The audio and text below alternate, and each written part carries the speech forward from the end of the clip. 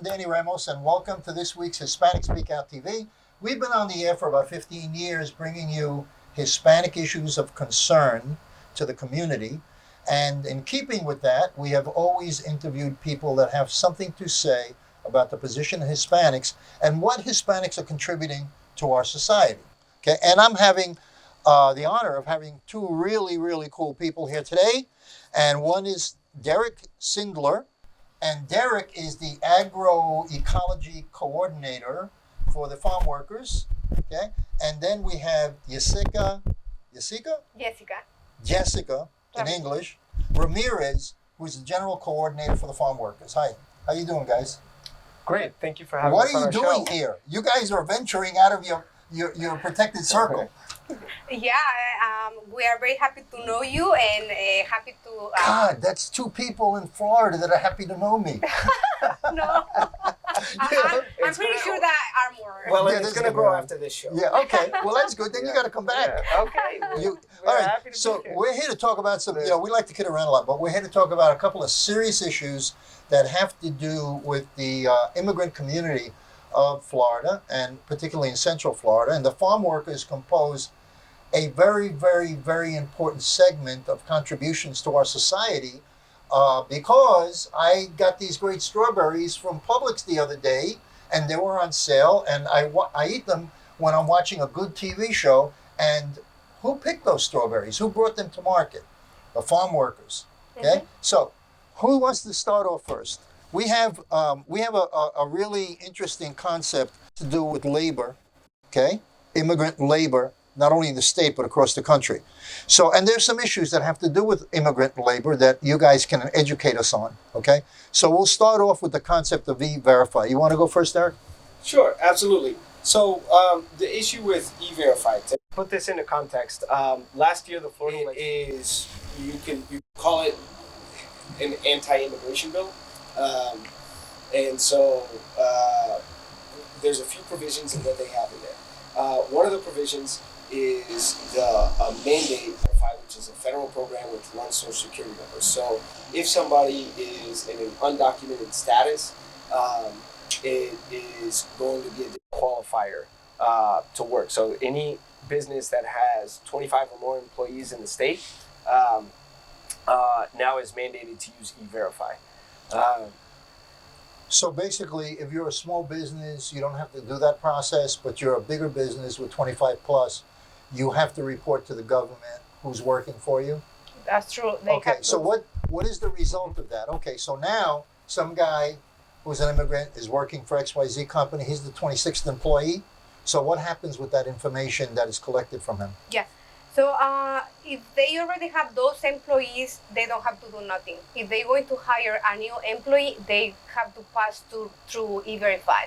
And if this person that are applying for the job, they don't going to be part of the company. Because, So they have to they won't be hired.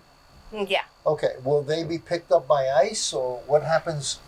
No, just they don't going to find job. They can't find a job, so there's no way to support themselves. Exactly. So Well, that's kind of counterproductive.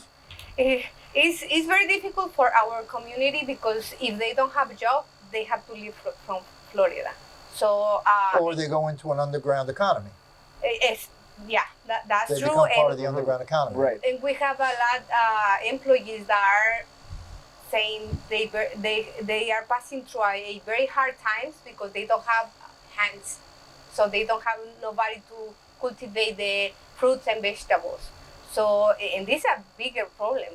So we have many farm workers that they come just for season, pick strawberries, oranges, and then they have to leave for to other state to pick other things.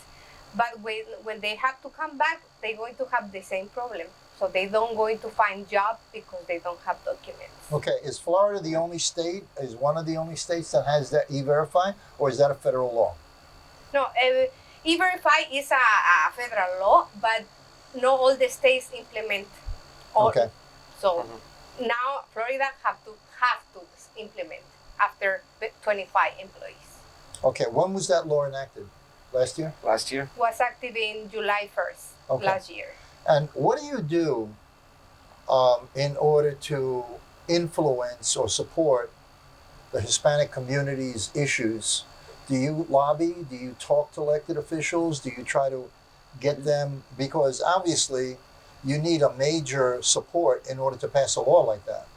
Yep. So, Yes, yes. Actually, the Farmworker Association, that is one of the things that we do is that we organize trips. So, say to Tallahassee. So, say and how are the you received by legislature's them? in session. Well, everybody has a politician's smile. So even you go in and you meet some people that you may have seen at a hearing or give some sort of comments, and everyone's all smiles when you're there. But talking about it legislatively, it's not being very well received because a lot of the laws that are damaging to the community that have been brought forth in this session are speeding rapidly through hearings. They're getting to House floor votes. One of the things that I think ties in with the implementation of E-Verify. So a lot of people have been out of work. One of the bills that's going through here is to remove restrictions on 16 to 17-year-olds so that they can work full time. So the state has basically has helped facilitate a labor shortage. And then in order to try to now assuage the labor shortage is by going after kids, being able to. And okay, so what industries are affected the most with E-Verify? Farm workers in construction. Restaurants? Yeah, but the biggest one is farm workers and construction. Of course, we have some services like housekeeping and restaurants. Yeah. All right, so let's look at the farms. Okay, I own a farm, and now I can't hire certain people. If I have a small farm and I'm hiring only 25 or less, I can't hire them. You're fine. So who's going to go pick it? Who's going to go do the work? Has there been anybody to go do that kind of work, or is it what happens to me as a small farmer?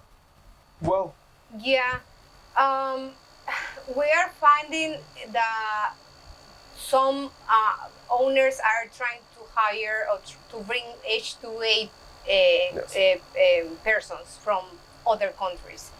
So he can explain you a little bit more about that, but that's like a solution, but it's more expensive for the owner too, because they have to pay the live where they have to live. They have to pay the transportation. So that's like a work visa. They got to bring them in as with a work visa. yes. Mm-hmm. Yeah, And that's a timely process. H2A is a temporary agricultural visa, so it's a work visa that applies only to agriculture in the United States, and it's a year. It's every year the farmer has to petition and then get workers, predominantly from Mexico, but also from Have they been doing Honduras, that? Guatemala. Is that process? Oh yes, it's been around for years. Is that the answer to this issue of having 25 or less? I mean, when did that? That's always been in effect, though, right? People coming in on work visas have always been in effect. That goes back decades. Yeah. Since World War II. Yeah, but You know? in Florida are using more high right now because the law. Yeah. So they don't have hands, they don't have people to work, so they have to find ways. So they're going with the H2A program. Now, the H2A program does have some problematic issues as far as there being abuses within the program. So there's when a worker comes from the country, they are sponsored. It's only allowed one work sponsor. So essentially, if the farmer says, if by any chance the farmer or a third party stiffs wage theft or any other type of abuses, the worker doesn't have a recourse to just say, I'll go work down the street. The other thing is a lot of times the workers are in isolated areas and in the employer housing. So a lot of times they don't have access if they are incurring abuse. Do you get yourself involved in that With H2A? to protect the workers from? Yep, of course. We are talking yes. because we receive a lot cases of abuses with H2A workers. And abuses, like he said, if they don't receive the pay, the owner take the passport just in case they want to go, they like hold. Is there any kind of educational mechanism to educate the workers in the community in order to make them aware of what to do and what not to do in relationship to employers? In general, for workers, yes, we do. We do trainings about rights, about heat stress, about pesticides. But for H2A workers, it's very difficult because, like I said, they maintain like separate. Yeah, so we don't have access to talk with them. Okay. All right. There's other things going on with that. How about the hospitals? There's something going on with hospitals that you guys want to talk about? Yes, And healthcare. absolutely. That was healthcare. as far one of the provisions of Bill 1718 was that now hospitals that receive public funding are required to ask immigration status. So they'll you can decline. It's okay to decline to answer, but they're required to ask, and then that information then gets reported, and then. But this is mostly people who don't have insurance. Okay, so Because I've been in a hospital, they don't ask me for Right. anything, and I speak Right. Spanish. I go in there and I talk Spanish. Yes. yeah, And they just, they don't ask me if I'm legal or not. yeah, they supposed to Right. ask everybody. They supposed to do it. Well, they don't ask me, Okay. and It's they don't supposed ask to be other in Puerto an intake Ricans. form. Yes. Yeah. Yes. So I went 2 or 3 times after this law, and they asked me, and I take my girl to the hospital, and they asked me if she was, what is her What status. hospital was that? In Apopka. Okay. Yeah. But the You don't want to say the name of the hospital? no. But the biggest problem here is the people are scared. They don't want to go to the hospital. So we have many cases where they are very sick, or one woman that was pregnant and her baby born in her house because she don't want to go to the hospital. She was scared. In cases like that. Okay, so they're scared to go to the hospital. What exactly are they scared of? Yeah. What is the fear factor? Yeah, in the beginning, because they have other information, because they say, oh, if I go to the hospital, they're going to take me with immigration. So when They're afraid they're going to get picked up and yeah, when the law started, we was doing a lot of trainings about what is the law exactly, and what is your rights. So we went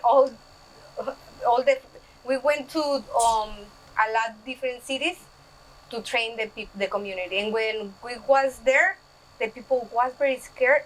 But when we leave, they was like they can breathe. They a little bit relaxed and more. They has like a hope or something like that. So, but we hear a lot scared in the community. Okay. Another issue is laborers' reentry into Florida. Tell me about that.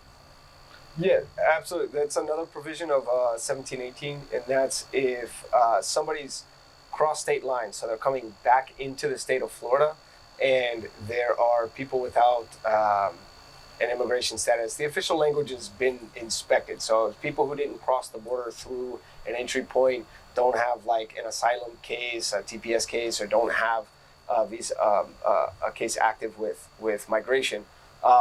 So if they are pulled over, and then there hasn't been any change with any law as far as what you can be pulled over for. But if that vehicle is then pulled over, and the driver then can be held responsible for having transported undocumented people into the state of Florida. What is the definition of held responsible? Well, it's a crime. So basically, essentially, as held responsible is now, that would be So the driver a crime. carries the weight on that. Yes. The driver is a person who can be prosecuted. Yes. And that's part of 1718, which is Yes. law. Yes. Okay, so this is a very multifaceted law that went through regarding people that are here to better their lives. Schools. Yeah. Okay, what's the situation with school registration and Yeah. These don't supposed to have something with the law, but we saw a few cases. The mothers went to register to the kids to the school, and the school said, "Oh, you don't bring me like a driver license from Florida. Your kid is that part of the law? no, that's No. not part. But the people are using it like is part. So and that's illegal. Do you have you know schools that are doing that? W- yes, we have the names, but we already report that, and they have to accept it because some politicians was involved in that, so she fixed it. So they turned around. Yeah, but Okay. like I say, they are using the law, but this is not nothing have to be with the law. Okay. Yeah. You see that. You see that there's a lot of misinformation that goes out there. There's a lot of fear that goes around in the community. Well, fear is a tactic, and it's a very effective tactic. Yep. And in some cases they should be afraid, Yep. and in some cases it's created for its effect. Absolutely. That's true. Absolutely. How many farm workers are there in the state of Florida? Do you actually have a number of farm workers that work in all the farms that bring in all the fruits and vegetables to Publix and to Hundreds of thousands, Winn-Dixie yes. and to all the supermarkets? Very good question. It's a great question. I think it was around in the hundreds. I'd have to look back. I don't want to throw out a figure and then. But what were throw the out a figure. digits? But Florida is one of the leaders. I mean, Florida is a leading state. As Well, far are you as talking about agricultural 10,000 people, Yeah. or are you No, talking about more. 100,000 More. people? Yeah. Much more. Yeah. Yeah, Yeah. much more. Well, Yeah. to feed, there's voters, I think there's about 20 million voters in Florida, if I'm not mistaken, something like that. Jesse, you know the number? No? Okay. We'll look up that later, and find out what the number of people, I think there's 20-something million, so to feed 20 million people vegetables and Right. fruit every day, Right. Right. Right. No, and Florida is one of the leading agricultural states. So. Okay. Can you find out what the number is? Of course. So we're that going to Jesse find- can put it Absolutely. on the screen Yep. while we're talking about this? Absolutely. Okay. And the interesting part of this is that all of these people, whether they be 100,000 or 200,000, they're buying product. They're part of the economy Yeah. that support the economy of Florida. So they are providing not only services, but they're consumers, and they're consumers of all kinds of products. They're consumers of automobile products, of clothing products, of everything that Florida has to offer, they consume. Yeah. So they're actually contributing to the economy. And that's another number that I would be interested in you finding out for me, is what is the actual number of that people in that situation actually purchase? What do they contribute, put back into the economy from the point of view of hard cash that they earn and respend? Right. And the other thing that many people don't know is that they pay taxes. They pay social security. They pay everything that, like everybody is paying. So, but sometimes the people say no, they don't pay taxes. They pay taxes. They don't have a social security number, but they pay it because they have a AT number. So they use this number to pay taxes. Well, there's also sales tax. So everything they buy, they pay Right. sales tax just like Right. everybody else. Right. So, it might be 7%, it might be 8%, but they are paying sales tax on everything they buy. So if they're living here, they Well, have to be buying And product and paying how much taxes. economic contribution is there from agriculture in the state of Florida? Yep. That gets exported out. So the people and the companies that own the farms, obviously that's quite a big dollar value of an industry in Florida. That industry simply doesn't happen without the people. Doesn't Okay. happen without Well, the let's people look in at the those field working. numbers too, because what we're going to do is you get me those numbers back, and at the close of this segment, what we'll do is we'll put those numbers up on the screen. Yep. Okay. Yep. All right. So I'm giving you some homework. Yeah. All right. So The school issue, how is the assimilation going? You know, how do most immigrants are Spanish language dominant, or are they bilingual from the community that you represent? Because I know the Puerto Rican community have been citizens in the United States since 1917. And Mexican community has become dominant since right after World War II. They started coming in and serving, actually during the war. Because we had an agreement with Mexico, and most people who are U.S. citizens don't realize this, and that's what that little clip is about, that we're about to air, and that is that Mexico protected the southern border of the United States during World War II from infiltration by Nazis and saboteurs. Okay, did you know that? No. No. You didn't know that? No. Oh, man. That's interesting. That is, okay, well, let me give you another one. The Mexican Air Force, and Mexico had an Air Force. It was small, tiny Air Force, okay? But they joined Flying Tigers in the Philippines to fight the Japanese, Wow. okay? Wow. That's a true fact also. You know, and I have a picture of that squadron with the pilots. I do, and that's gonna be, in a minute, you're gonna see that picture on this segment. So there's a lot of interesting facts about, also, Mexican labor worked in the factories of the United States during the war effort for World War II. A lot of people don't know that. Yeah, like me. See? Like me. All right, so I taught you something you didn't know. Yeah. Okay, that's Yeah. great, that's great. But see, yes, many people of that we serve, they don't speak English. Yeah. Okay. So and we have other persons that they don't have English, Spanish.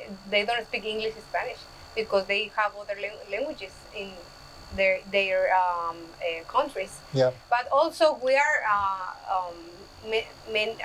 we're not just Mexicans. We have members from Honduras, El Salvador, Right, yes. Guatemala, Venezuela, Haiti. So we are multicultural organization. Do you do any lobbying for immigration laws? We recently, and that's how I met you guys, was over at Congressman Darren Soto's office when we had a meeting of representatives from different countries. And, you know, I spoke to Colombia and Venezuela. We're going to be having lunch together and, you know, sharing information. I'm going to be talking to, I spoke to Mr. Diaz, who represents Venezuela. So he's going to be providing some leads for attorneys that work on immigration for us. And I'm going to ask you to do the same.